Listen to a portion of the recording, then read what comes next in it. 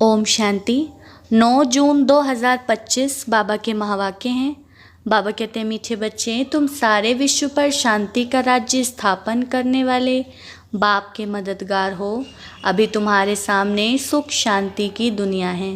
प्रश्न, बाप बच्चों को किस लिए पढ़ाते हैं? पढ़ाई का सार क्या है? उत्तर, बाप अपने बच्चों को स्वर्ग का प्रिंस, विश्व का मालिक बनाने के लिए पढ़ाते हैं। बाप कहते हैं, बच्चे, पढ़ाई का सार है दुनिया की सब बातों को छोड़ दो। ऐसे कभी नहीं समझो हमारे पास करोड़ हैं, लाखों हैं, कुछ भी हाथ में नहीं आएगा। इसलिए अच्छी रीति पुरुषार्थ करो, पढ़ाई पर ध्यान दो। गीत, आखिर वह दिन आया आज। ओम शांति। बच्चों ने गीत सुना, आखिर विश्व पर शांति का समय आया। सब कहते हैं विश्व में कैसे शांति हो। फिर जो ठीक राय देते हैं उन्हों को इनाम देते हैं। नेहरू भी राय देते थे, शांति तो हुई नहीं, सिर्फ राय देकर गए। अभी तुम बच्चों की बुद्धि में है कि कोई समय सारे विश्व भर में सुख शांति संपत्ति आदि थी, वह अभी नहीं है, अब फिर होने वाली है। चक्र तो फिरेगा ना। यह तुम संगमयुगी ब्राह्मणों की बुद्धि में है। तुम जानते हो भारत फिर सोने का बनना है। भारत को ही गोल्डन स्पैरो, सोने की चिड़िया कहा जाता है। भल महिमा तो करते हैं, परंतु सिर्फ कहने मात्र। तुम तो अभी प्रैक्टिकल में पुरुषार्थ कर रहे हो। बाकी जानते हो थोड़े रोज़ हैं तो यह सब नर्क के दुख की बातें भूल जाती हैं। तुम्हारी बुद्धि में अब सुख की दुनिया सामने खड़ी है। जैसे आगे विलायत से आते थे तो समझते थे अभी बाकी थोड़ा समय है पहुंचने में, क्योंकि आगे विलायत से आने में बहुत टाइम लगता था। अभी तो एरोप्लेन में जल्दी पहुंच जाते हैं। अभी तुम बच्चों की बुद्धि में है कि अब हमारे सुख के दिन आने हैं, जिसके लिए पुरुषार्थ कर रहे हैं। बाबा ने पुरुषार्थ भी बहुत सहज बताया है। ड्रामा अनुसार कल्प पहले मुआफिक यह सर्टेन है। तुम देवता थे, देवताओं के कितने ढेर के ढेर मंदिर बन रहे हैं। बच्चे जानते हैं यह मंदिर आदि बनाकर क्या करेंगे। बाकी दिन कितने हैं। तुम बच्चे नॉलेज की अथॉरिटी हो। कहा भी जाता है परमपिता परमात्मा सर्वशक्तिमान ऑलमाइटी अथॉरिटी है। तुम ज्ञान की अथॉरिटी हो, वह है भक्ति की अथॉरिटी। बाप को कहा जाता है ऑलमाइटी अथॉरिटी।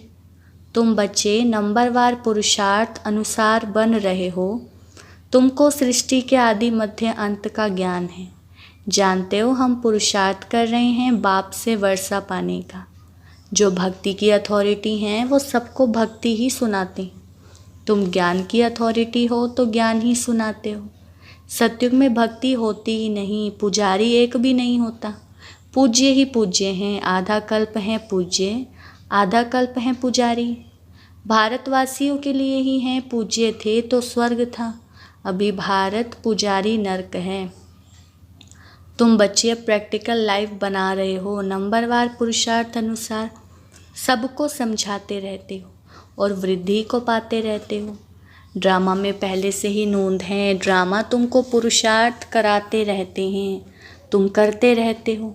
जानते हो ड्रामा में हमारा अविनाशी पार्ट है।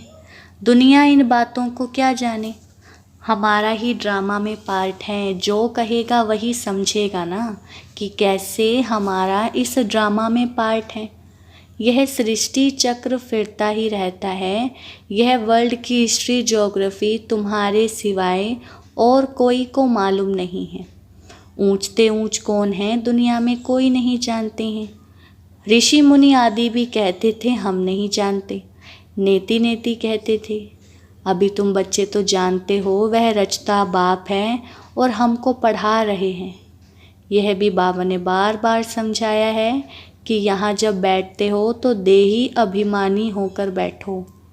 एक बाप ही राजयोग सिखाते हैं और वर्ल्ड की हिस्ट्री ज्योग्राफी समझाते हैं। बाप कहते हैं मैं कोई थॉट रीडर नहीं हूँ। इतनी बड़ी दुनिया है, इनको क्या बैठ रीड करेंगे। बाप तो खुद कहते हैं मैं ड्रामा की नूंद अनुसार आता हूँ तुम्हें पावन बनाने।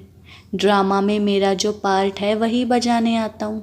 बाकी मैं कोई थॉट रीड नहीं करता हूँ। बतलाता हूँ मेरा क्या पार्ट है और तुम क्या पार्ट बजा रहे हो। तुम यह नॉलेज सीख कर दूसरों को सिखला रहे हो। मेरा पार्ट ही है पतितों को पावन बनाना। यह भी तुम बच्चे जानते हो। तुम तिथि तारीख आदि सब जानते हो, दुनिया में कोई थोड़े ही जानते हैं। तुमको बाप सिखला रहे हैं, फिर जब यह चक्र पूरा करेंगे तब फिर बाबा आएंगे। उस समय जो सीन चली वह फिर कल्प बाद चलेगी। एक सेकंड ना मिले दूसरे से, यह नाटक फिरता रहता है। तुम बच्चों को बेहद के नाटक का पता है, फिर भी तुम घड़ी घड़ी भूल जाते हो। बाबा कहते हैं तुम सिर्फ याद करो, हमारा बाबा बाबा है, वही टीचर है, गुरु है। तुम्हारी बुद्धि उस तरफ चली जानी चाहिए। आत्मा खुश होती है बाप की महिमा सुनकर। सब कहते हैं हमारा बाबा बाबा है, टीचर है, वह सच्चा ही सच्चा है। पढ़ाई भी सच्ची और पूरी है। उन मनुष्यों की पढ़ाई अधूरी है। तो तुम बच्चों की बुद्धि में कितनी खुशी होनी चाहिए। बड़ा इम्तिहान पास करने वालों की बुद्धि में जास्ती खुशी रहती है। तुम कितना ऊंच पढ़ते हो तो कितनी कापारी खुशी होनी चाहिए। भगवान बाबा बेहद का बाप हमको पढ़ा रहे हैं। तुम्हारे रोमांच खड़े हो जाने चाहिए। वही एपिसोड रिपीट हो रहा है। सिवाय तुम्हारे किसको पता नहीं है, कल्प की आयु ही बढ़ा दी है। तुम्हारी बुद्धि में अब 5000 वर्ष की स्टोरी सारी चक्र खाती रहती है, जिसको ही स्वदर्शन चक्र कहा जाता है। बच्चे कहते हैं बाबा तूफान बहुत आते हैं, हम भूल जाते हैं। बाबा कहते हैं तुम किसको भूल जाते हो। बाप जो तुमको डबल सिरताज विश्व का मालिक बनाते हैं, उनको तुम कैसे भूलते हो। दूसरे किसको नहीं भूलते हो। स्त्री, बाल बच्चे, चाचा, मामा, मित्र, संबंधी आदि सब याद है। बाकी इस बात को तुम भूलते क्यों। तुम्हारी युद्ध इस याद में है। जितना हो सके याद करना है। बच्चों को अपनी उन्नति के लिए सवेरे सवेरे उठ बाप की याद में सैर करनी है। तुम छतों पर व बाहर ठंडी हवा में चले जाओ। यहाँ ही आकर बैठना कोई ज़रूरी नहीं है, बाहर भी जा सकते हो। सवेरे के टाइम कोई डर आदि की बात नहीं रहती है। बाहर में जाकर पैदल करो। आपस में यही बातें करते रहो। देखें कौन बाबा को जास्ती याद करते हैं। फिर बताना चाहिए कितना समय हमने याद किया। बाकी समय हमारी बुद्धि कहाँ कहाँ गई। इसको कहा जाता है 1-2 में उन्नति को पाना।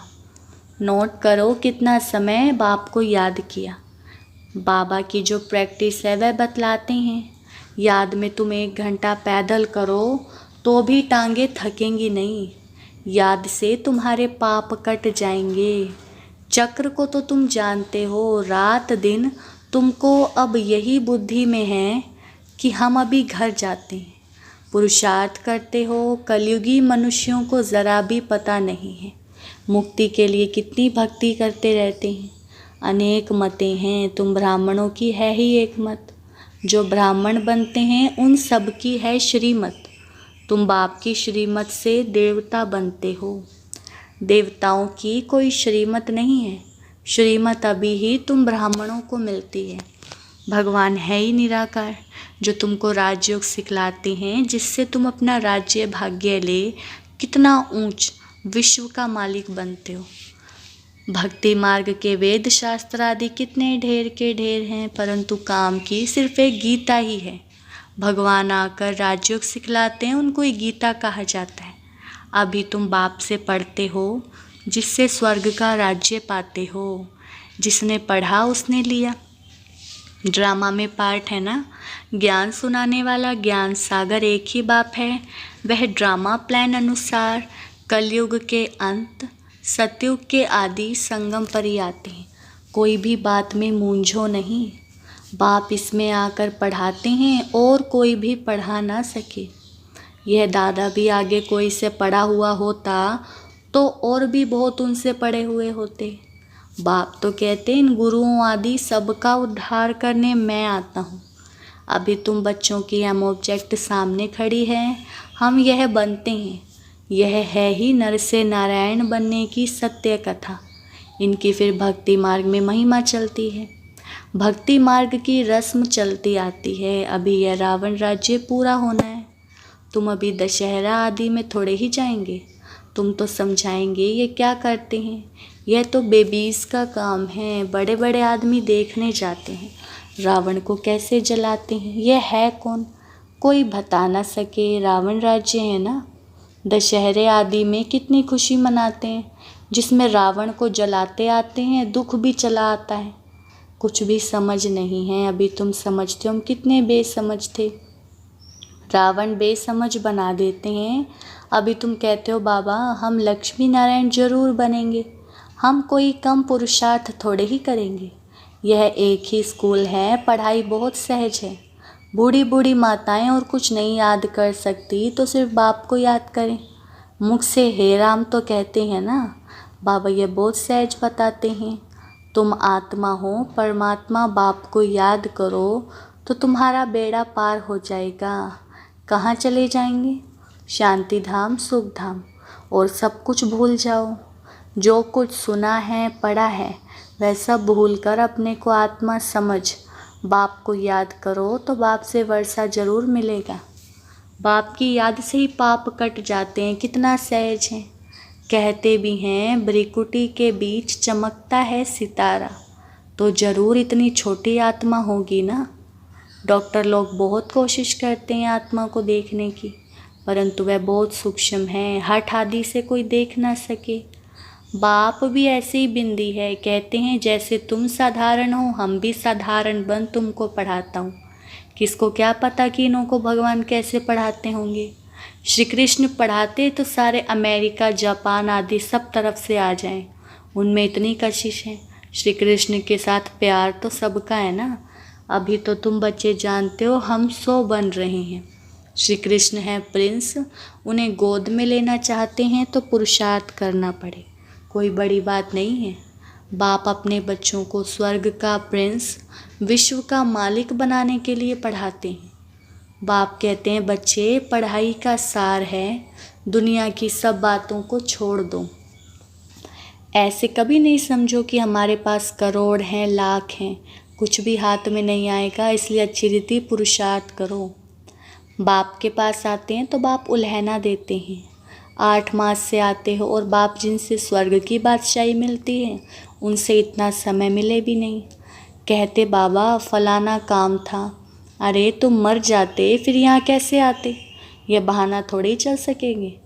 बाप राजयोग सिखा रहे हैं और तुम सीखते नहीं। जिसने बहुत भक्ति की होगी उनको 7 रोज़ तो क्या 1 सेकंड में भी तीर लग जाए। सेकंड में विश्व का मालिक बन सकते हैं। यह खुद अनुभवी बैठा है। विनाश देखा, चतुर्भुज रूप देखा, बस समझने लगा ओहो हम विश्व के मालिक बनते हैं। साक्षात्कार हुआ, उमंग आया और सब कुछ छोड़ दिया। यहाँ तुम बच्चों को मालूम पड़ा बाप आए हैं विश्व की बादशाही देने। बाप पूछते हैं निश्चय कब हुआ, तो कहते हैं 8 मास। बाबा ने समझाया है मूल बात है याद और ज्ञान, बाकी तो दीदार कोई काम का नहीं। बाप को पहचान लिया तो फिर पढ़ना शुरू करो तो तुम भी यह बन जाएंगे। पॉइंट्स मिलती हैं जो कोई को भी समझा सकते हो। बहुत मिठास से समझाओ। शिव बाबा जो पतित पावन हैं कहते हैं मुझे याद करो तो पावन बन पावन दुनिया का मालिक बन जाएंगे। युक्ति से समझाना है। तुम चाहते हो ना गॉड फादर लिबरेट कर स्वीट होम वापस ले जाएं। अच्छा अब तुम्हारे ऊपर जो कट जंक चढ़ी हुई है उसके लिए बाप कहते हैं मुझे याद करो। अच्छा मीठे मीठे सिकिलदे बच्चों प्रति माता पिता बाप दादा का याद प्यार और गुड मॉर्निंग। रूहानी बाप की रूहानी बच्चों को नमस्ते। हम रूहानी बच्चों की रूहानी बाप दादा को नमस्ते नमस्ते गुड मॉर्निंग। धारणा के लिए मुख्य सार। पहला पॉइंट है सवेरे सवेरे उठ पैदल करते बाप को याद करो। आपस में यही मीठी रूह रिहान करो कि देखें कौन कितना समय बाबा को याद करता है, फिर अपना अनुभव सुनाओ। दूसरा बाप को पहचान लिया तो फिर कोई बहाना नहीं देना है। पढ़ाई में लग जाना है, मुरली कभी मिस नहीं करनी है। बाबा ने वरदान दिया है, सर्व के गुण देखते हुए स्वयं में बाप के गुणों को धारण करने वाले गुण मूर्त भव।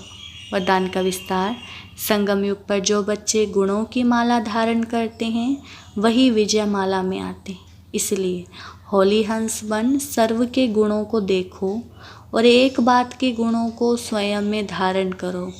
यह गुण माला सभी के गले में पड़ी हुई हो। जो जितने बाप के गुण स्वयं में धारण करते हैं उनके गले में उतनी बड़ी माला पड़ती है। गुण माला को सिमरन करने से स्वयं भी गुणमूर्त बन जाते हैं। इसी की यादगार में देवताओं और शक्तियों के गले में माला दिखाते हैं। स्लोगन है, साक्षीपन की स्थिति ही यथार्थ निर्णय का तख्त है। अव्यक्त इशारे, आत्मिक स्थिति में रहने का अभ्यास करो, अंतर्मुखी बनो।